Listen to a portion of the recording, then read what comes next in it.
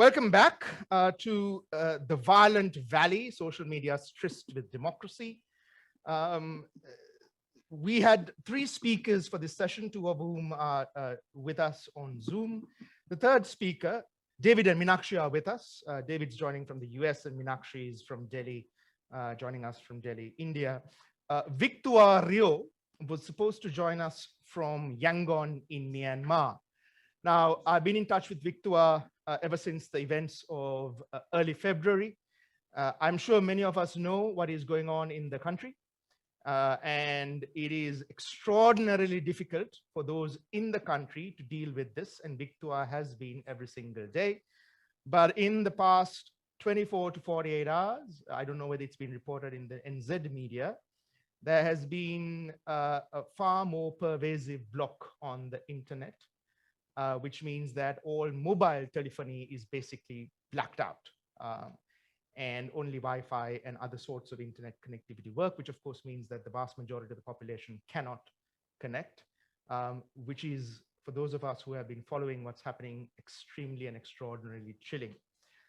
David and Meenakshi, with your permission and recognizing the absence of Victoire, but also recognizing well over, I think at last count, 120 people who have been massacred by Tatmadaw, the army.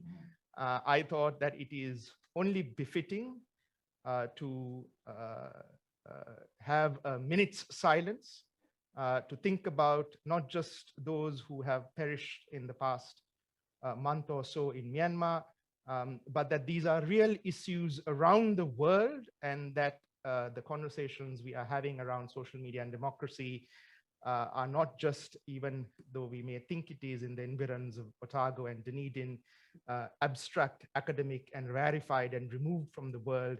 They really do impact the lives and the daily lived experiences of many in the world. So with that, and to remember the victims of the violence in Myanmar, a minute's silence, if you will. Thank you.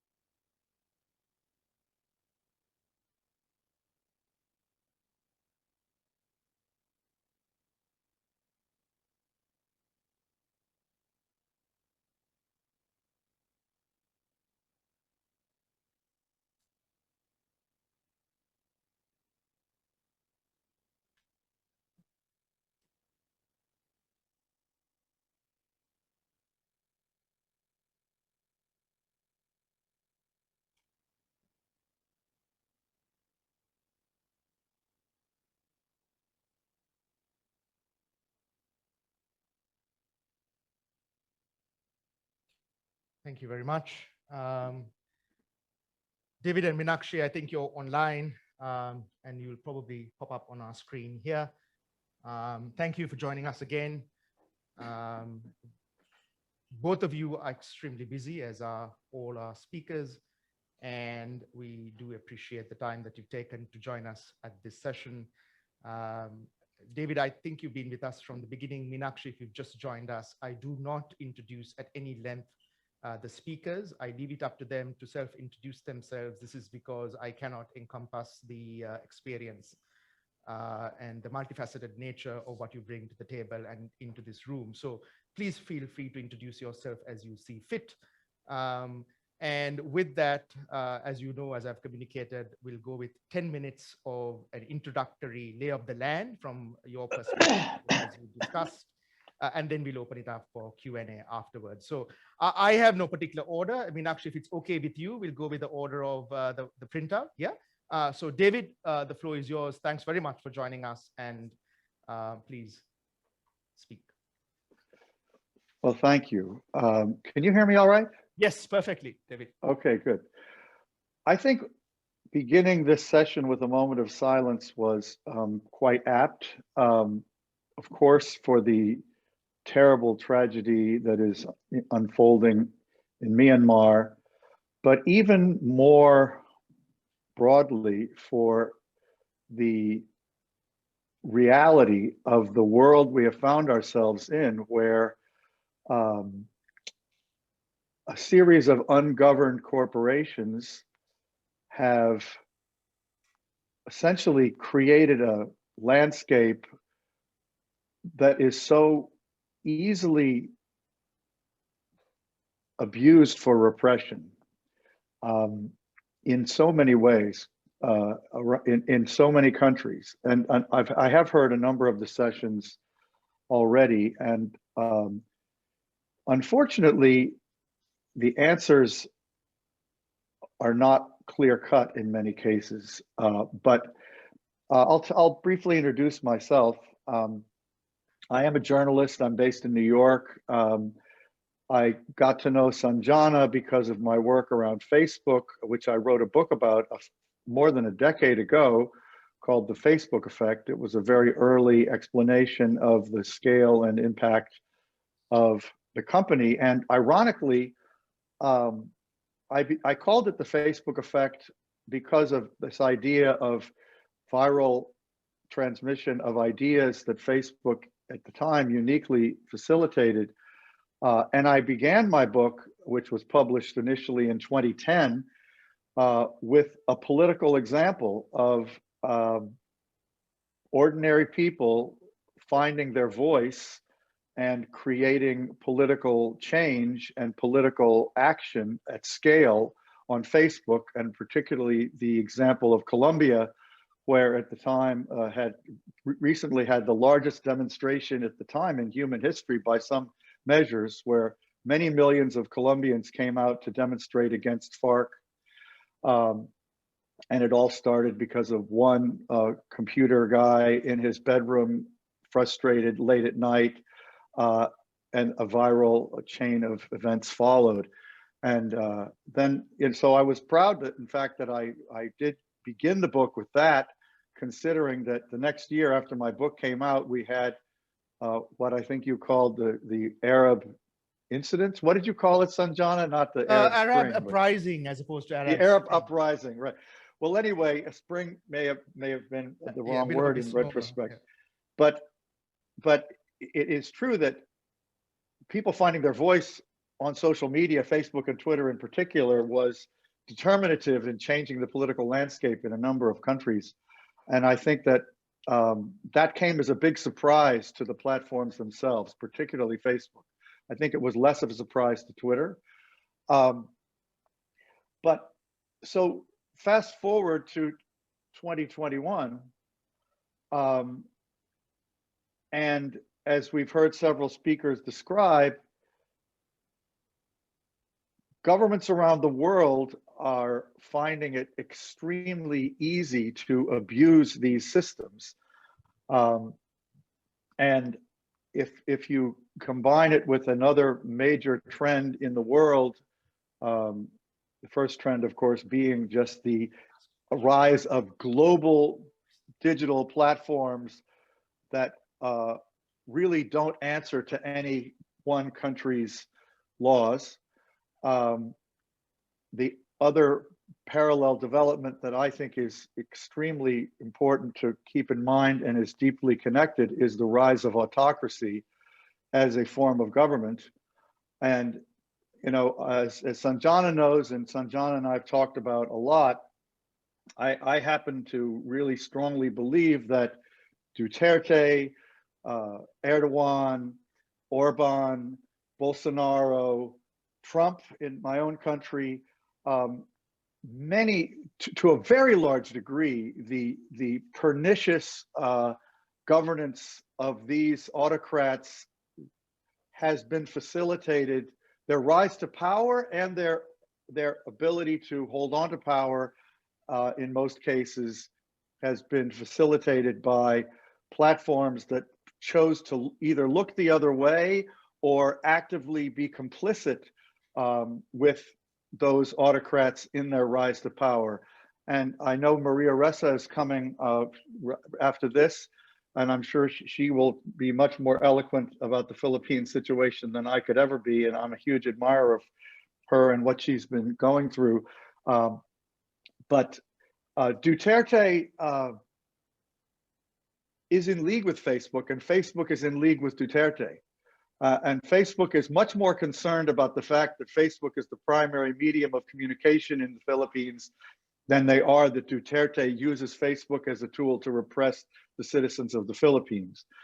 And that's exemplified by many things, but one thing that I've always found particularly horrifying is at the same time that Duterte has been weaponizing Facebook, relentlessly for years. Facebook entered into a partnership with him to amplify the internet connection for the Philippines and is building a fiber line into the Philippines that they are largely financing. So, the complicity is real. The complicity is open. The complicity is shameless. Now, I don't know whether I don't know how much time I'm using here, but you got about 3 minutes, 4 minutes. All right. My book, as I mentioned more than a decade ago, was a relatively neutral portrayal of the rise of a unique company, which I thought was worth writing a book about because of its unique capability to empower individuals. And at the time that I published it, the weaponization of Facebook had really not happened much, although even in the book, I mentioned that in countries like Egypt at the time, there was already a bureau of the police that was explicitly focused on Facebook manipulation and intervention and social media intervention. And that has now become routine in almost every country, I suppose, but certainly in the less democratic countries, the police are, and the armed forces in many cases, as in Myanmar, for example, are deeply embedded in these systems.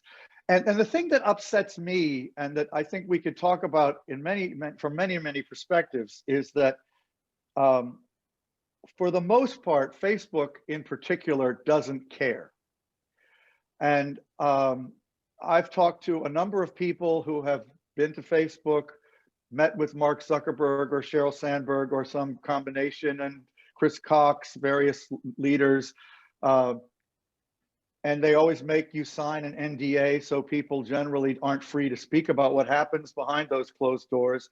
But there's a lot of, wringing of hands and expression of earnest concern, which is never exemplified in the behavior of the companies after the meetings take place, almost never.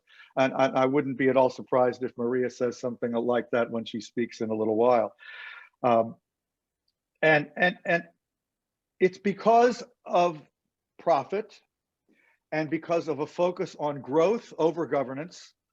And I do think that there is some glimmering of hope that the landscape may shift.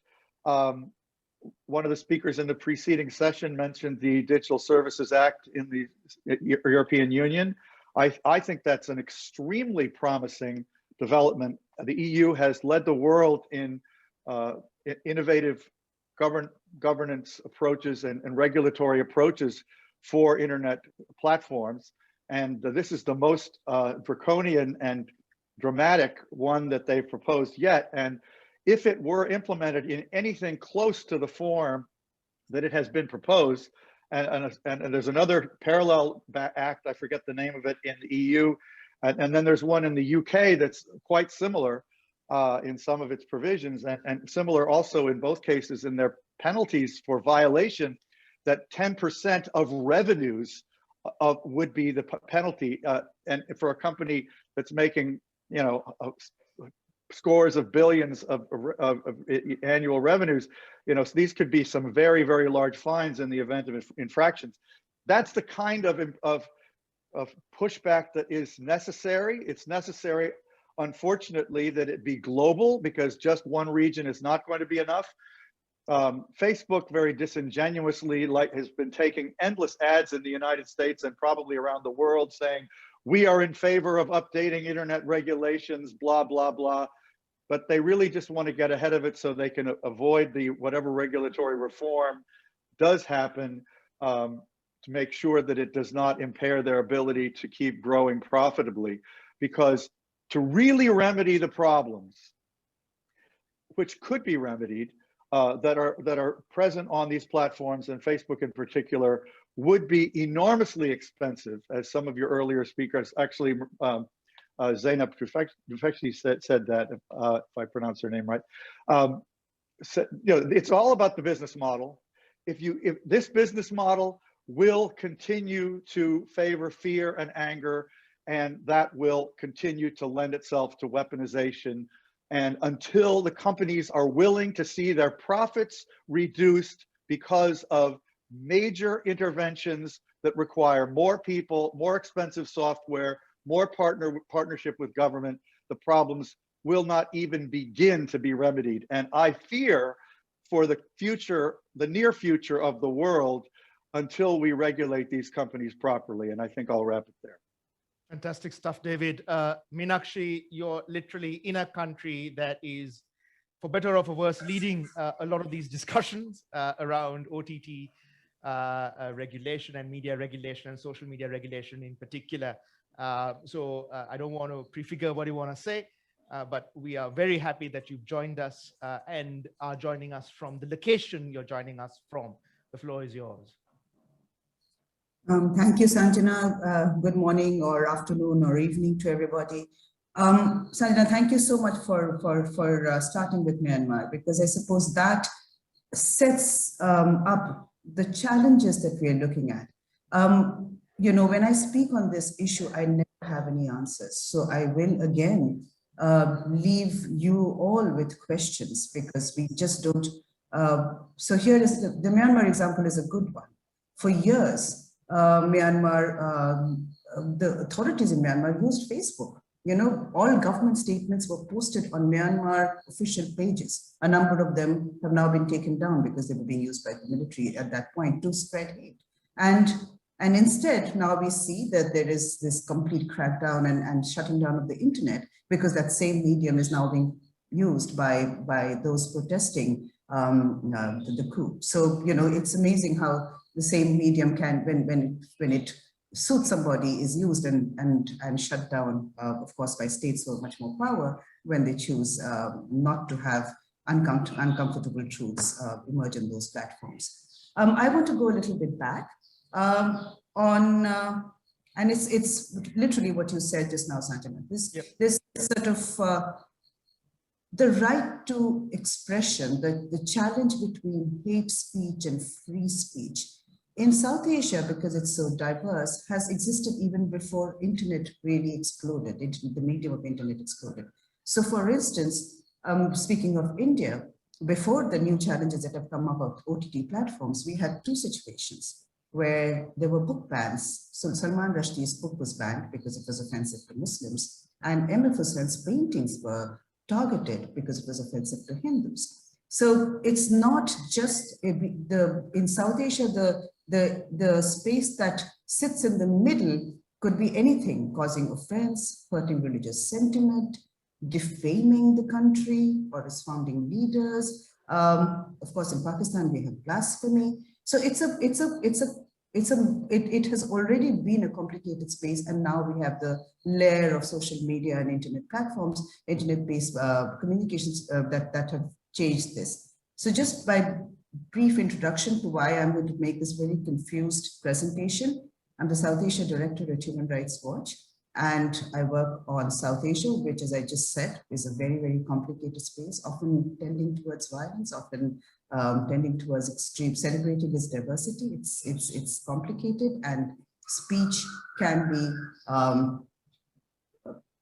be the right to speech, and upholding it is, as a human rights worker, often remains my sort of bedrock, because it's such a slippery slope from there to shutting down the right to expression. So just on that, to speak about some of the things that have happened in recent times. So I'll just speak about COVID, just because it has, it was a good example of how the right to speech was violated around the pandemic in South Asia. So it was in Bangladesh, a Facebook post by a writer, by writers and cartoonists were deemed to be rumor or defamatory, and a number of people were arrested, including a 15-year-old boy who criticized the Prime Minister. The reason I flag this in particular is because a writer, Mushtaq Ahmed, who had posted on Facebook about shortages of protection equipment for medical staff, was arrested, and so was a cartoonist called Kabir Kishore. Mushtaq Ahmed died after 9 months in pretrial detention, at which point he was denied bail 6 times, at which point Kishore was finally given bail. He is now out and has described the horrible torture that he endured for cartoons that he had posted on a Facebook page called I Am Bangladesh. Repeatedly, the questioning, the interrogation when he was being beaten, I mean, literally beaten so much that his eardrum was smashed, was about, criticizing the government on Facebook. Sri Lanka, Sanjana, as you know, the Ramzi Razik had gone on Facebook to speak about celebrating diversity, of peacefully protesting any kind of targeting of minority groups, and he had been inspired to do this because of the fact that the Sri Lankan government was refusing to allow the burials of those that died of COVID-19, which was particularly hurtful to Muslims, and instead they were cremating them. And for this, Ramzi Razik spent months in prison in the middle of a pandemic. So just to suggest that this is the kind of crackdown that has happened, targeting free speech. And the way that it is done often can be interceptions. They scroll through media posts.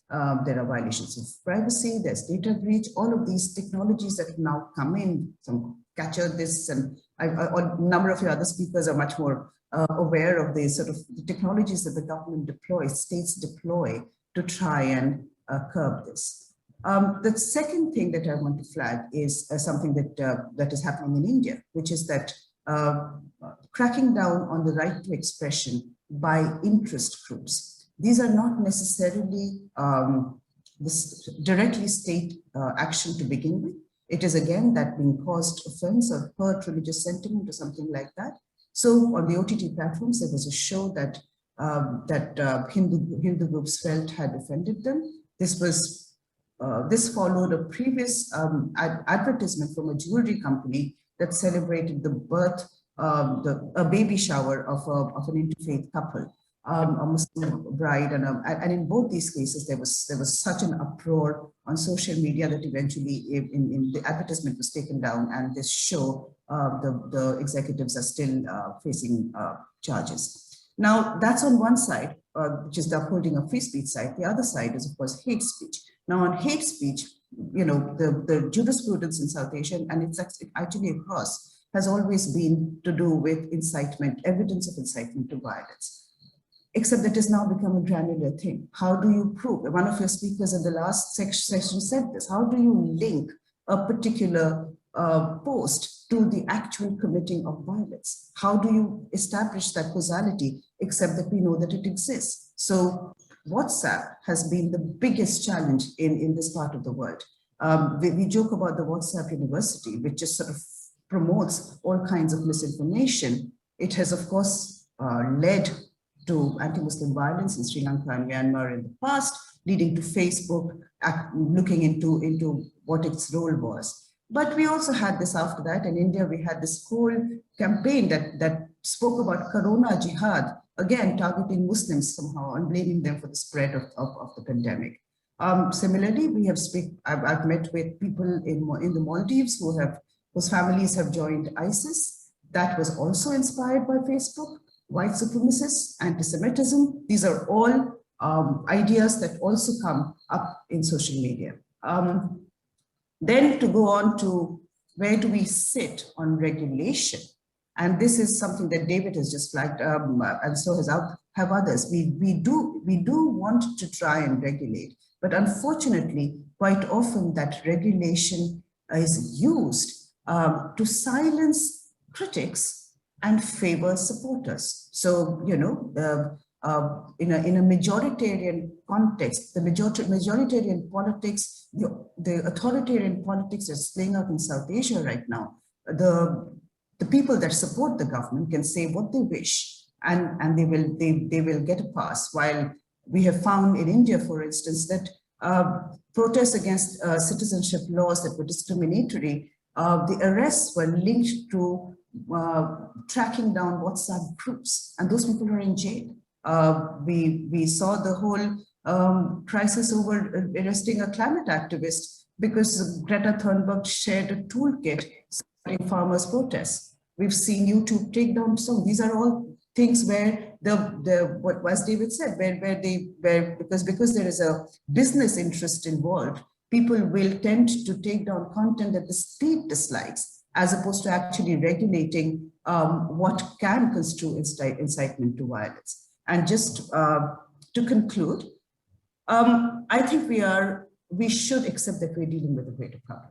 We are dealing with a greater problem because initially, internet may have given everybody the right platform to express themselves. But once it did, we should understand that there are plenty of extremely disgruntled people in the world. I mean, the amount of time people seem to have to respond to articles to say all kinds of awful, sexually abusive, nasty things means that there's a whole bunch of people who are just there who are unhappy. And these people can be drawn into sort of, hating people and building that culture, which has now become sort of an electoral tool for political leaders. This is matched with a distrust of political leadership and a distrust of mainstream media. It has come at almost the same time. There is a tendency of people to think that they're being lied to or being misled or not being informed enough, and therefore they get drawn into their own little echo chambers. You will find that particularly in WhatsApp, which is a big part of South Asia, those groups will only share that information, which they then take to be the truth. So there has to be a bigger conversation, which is why I said I'd have no answers. There has to be a bigger conversation. We have to understand also that there has come a time when human rights is no longer welcome as a universal fact of life, and people are tending to follow voices that often try and promote one set of rights over another set of rights. I'll stop there. Thank you. Thank you, Meenakshi. I think you touched on a set of points that we can spend an entire day talking about. And, secretly, part of the reason I want to get another South Asian into the room was to also introduce Aotearoa New Zealand to some of the issues around our space and our daily lived realities that may render even more complicated and complex the kind of regulatory oversight, decisions and things that we have to do as a consequence of what we have to face with. That, of course, this country also has to face it as of the past 2 years, but of course not with people killing each other, and torturing and dying as a consequence of torture. So it's to have that conversation across geography as well. Listen, the question I had to ask of you is, so what? I mean, arguably you had social, political, cultural, communal dysfunction and rifts in the country, in India in particular. The media stories that it's the biggest democracy in the world, which is true, but that also hides a number of evils underneath the veneer and the varnish of that word. So for example, satellite TV and newsprint and radio, surely these have contributed and do contribute to much more, arguably, than do social media and WhatsApp. And of course, it's a deliberately provocative question, but I think one that needs to be answered. And so what's your take on that? And is social media kind of taking more than its fair share of the blame? David, your book is a decade old now. Then Stephen Levy came out with his book on Mark as well last year. And here's the irony. Facebook in particular did a certain set of things that were identified to contribute to the genocide a couple of years ago in the same country today that it is helping bear witness to what is being unleashed by Tatmadaw, the Burmese military. So you have, to access Greek mythology, a Janus-faced company that either has learned lessons from the past or doesn't want the bad media story today in 2021 and is doing things as a consequence. We don't really quite know, but it is doing things very, very differently. So my question to you is, how does one grapple with an entity like that? Is Facebook, for what it has done over the past month in Myanmar, better for you? Or is it still the same? Are we still going to exchange anecdotal stories 5 years down the line about good and bad? Or is there something more systemic that you see has happened or has not happened and needs to happen, if that's clear? So Meenakshi, you're on the screen, so we'll go with you and then we'll follow up with David and then we'll open it up to the floor. Thank you, Sanjana. That's why I said that the questions, I started with the books and with Salman Rushdie's book and Hussein's paintings, because it actually precedes the sort of the divisions. And yes, democracy is different standards. All of South Asia right now has democratically elected leaders. All of them are actually very popular leaders. You know, they have massive mandates.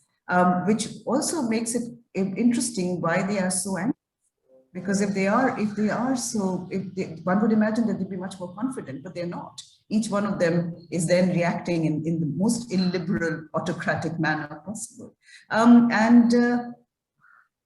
You're right in terms of the media. Did newspapers, I mean, you know, we are middle class, we had middle class childhood, like I had a middle class childhood. When newspapers came and we took newspapers for granted. You know, we took editorials as word of truth. That was a more innocent time perhaps, but it was also a time when a lot of people didn't read. So it was often be the Village Square and someone reading the common newspaper. And that was the way, and then radio came and then television came. I actually think the toxicity of hate is linked to private networks when they became politically polarized. And that began to generate a lot of advertisement, that the shouting and screaming. And of course, India excels in these sort of crazy box of people shouting and screaming at each other. It's like, you know, you know, sort of claiming that they have the truth that the nation needs to know, and so such like. So therefore, and that led to, of course, other groups following that pattern because it was a successful commercial thing. Like David says, you know, eventually most things are driven by commerce when they're companies. So networks started out making profits. Why is WhatsApp important? Because I think South Asians have that old world culture of trusting the written word. So while the networks were attractive and entertaining, and you know, a lot of these people became heroes for telling truth and exposing, you know, baddies, that is something that is arriving on their phones. You know, it's a written text that is arriving on their phones. I'll give you an example. I have very liberal parents and they're very old, and they were part of the freedom struggle. And yet on their phones arrived a text message that said, do not be very careful about purchasing vegetables during the pandemic because some Muslim vendors are spitting on them to spread COVID-19. Now, it is something that logically you know to be untrue, but it's arrived in a written form and is being told to somebody else by word of mouth, also as a truth because they've read it. So that power is something that is extraordinary because people believe that to be the truth. So therefore, there can be religious belief, there can be political belief, there can be ideology which can drive one set of things. There is also the fact, what is presented as fact. And I'm sure David will be speaking about Facebook and what Facebook presents as fact that people trust. So it's not necessary, and that of course then leads to the echo chambers where you start believing. You know, what Thanks, Meenakshi. David? Thanks. It's a great conversation, and I'm a huge admirer of Human Rights Watch, and it's great listening to Meenakshi talk about this. But, you know, to answer your question bluntly, Sanjana, there is absolutely zero evidence of systemic change at Facebook. Zero. That would be a big mistake to conclude. I'm not as familiar with the latest exact details of their functioning in Myanmar under this revolutionary situation. But if they are making it easier for ordinary people to gain a little bit of advantage over the government, it's almost certainly only because they have concluded that the government might fall. Because everything Facebook does in every part of the world is oriented towards staying in the good graces of whatever government is in power. That is their modus operandi. If you look at what they did in the United States during the Trump administration, it's a perfect example, and it's happened in country after country. I mean, if there was any change in Facebook's general thinking, then they would still be cooperating with the leaders of Vietnam, where Facebook will routinely take down the speech of anybody who criticizes the government if the government requests them to. So, you know, it's extremely telling when you look at the Myanmar situation that it wasn't until the UN issued a report saying Facebook was complicit in genocide that Facebook took any actions whatsoever against the military leaders. And that was the only time they began, once they were accused by the UN of complicity in genocide. So it's really grotesque, the degree of ingratiation that they make with the government. And in India, it's true too. I mean, the recent head of Facebook India had to resign because of her having been such a overt supporter of the BJP. And look, the BJP is a gross abuser of Facebook. Modi is not a hero in any way when it comes to Facebook. He's very good at mobilizing gangs of people, just like Duterte is, that will go after people who are threatening the government's narrative. So it's really whatever will keep the business. Facebook's interested in growth. Facebook's interested in avoiding onerous regulation, and there is no evidence. This is really a shocking thing for me to have to say, because I'm generally an optimist, and I know Mark Zuckerberg, and I don't think he's necessarily an evil person, but there is no sign of a moral center to that company. And I don't think the same is true of Twitter. I think Twitter is trying to function a little bit more morally in some situations, and Jack Dorsey tries a lot harder to think about the macro implications of his policy decisions. Zuckerberg is very reactive and very cynical. And I can only conclude that it's the influence of money and wealth that has distorted his judgment. And I know this is very harsh language, but I feel very, very disappointed by what I've witnessed time and time again. Thank you, David. With that, we can open it up to the room.